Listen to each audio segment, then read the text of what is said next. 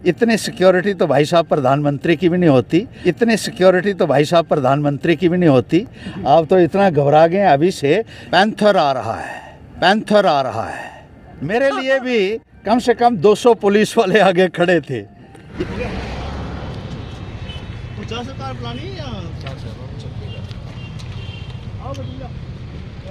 कि आज देख लीजिए, आज हमने उधमपुर पहुंचना था तो पूरे उधमपुर शहर को एक छावनी में तब्दील कर दिया।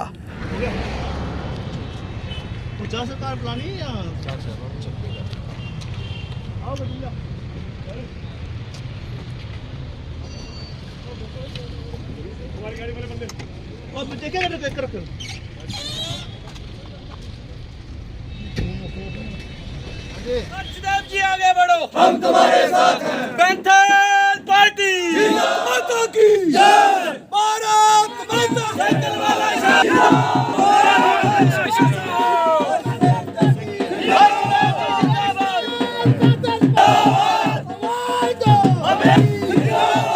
दूसरा काम कर लो।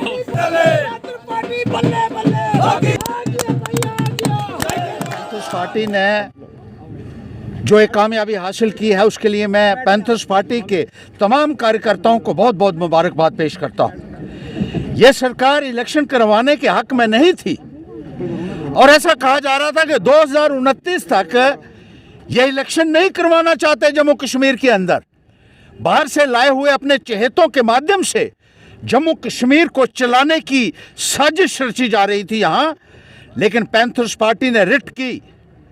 मैं खुद पेश हुआ सुप्रीम कोर्ट में और हमने उनको बताया, सुप्रीम कोर्ट के चीफ जस्टिस की अध्यक्षता में जो बेंच था, हमने उनसे ये कहा कि किस तरीके से जम्मू कश्मीर के लोगों को दबाया जा रहा है, डराया जा रहा है, धमकाया जा रहा है।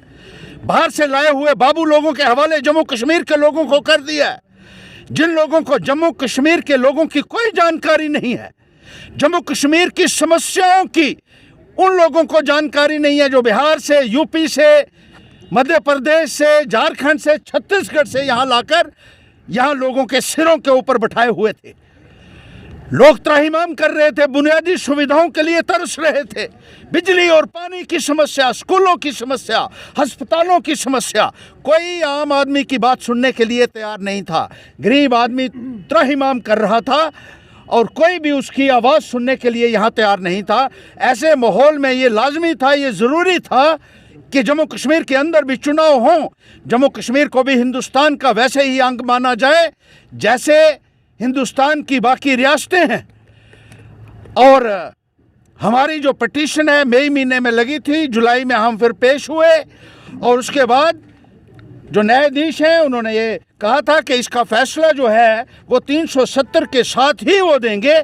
और हमें खुशी है आज कि हमने ये केस जीता है और चुनाव जो है, चुनाव करवाने का ऑर्डर जो है आज पैंथर्स पार्टी लेकर आई है पूरे जम्मू कश्मीर के लिए। ये हमारे तमाम कार्यकर्ताओं के लिए एक बहुत खुशी की बात है, एक बहुत गर्व की बात है, जो बाकी पार्टियां नहीं कर सकी। जो हाथ खड़े कर दिए सब ने, लेकिन पैंथर ने साबित कर दिया कि एक भी पैंथर इन सब के ऊपर भारी पड़ सकता है। और आज पूरा जम्मू कश्मीर देख रहा है, पूरा जम्मू कश्मीर आज इस बात को देख रहा है। जल्द से जल्द चुनाव करवाने का ऑर्डर जो है वो सुप्रीम कोर्ट ने कर दिया है और 30 सितंबर तक ये कहा गया है कि चुनाव की प्रक्रिया संपन्न हो जानी चाहिए जम्मू कश्मीर के अंदर। इस बात की मैं तमाम जम्मू कश्मीर के निवासियों को बधाई देना चाहता हूं, पैंथर्स पार्टी के वर्कर्स को बधाई देना चाहता हूं। गरीब तबका, मजदूर तबका जो पिस रहा था इस तानाशाही की चक्की में, और जो नौजवान बेरोज़गारी से जूझ रहा था, जो महंगाई की मार हमारे लोगों को लग रही थी, जो ज़मीनें छीनी जा रही थी हमारे लोगों से 100 साल, 70 साल पुरानी, जब सरकार बनती है तो उनको दोबारा से रिव्यू करेगी सरकार आने वाली, और गरीब लोगों को, किसानों को, मजदूरों को, युवाओं को इंसाफ मिलेगा आने वाले वक्त में।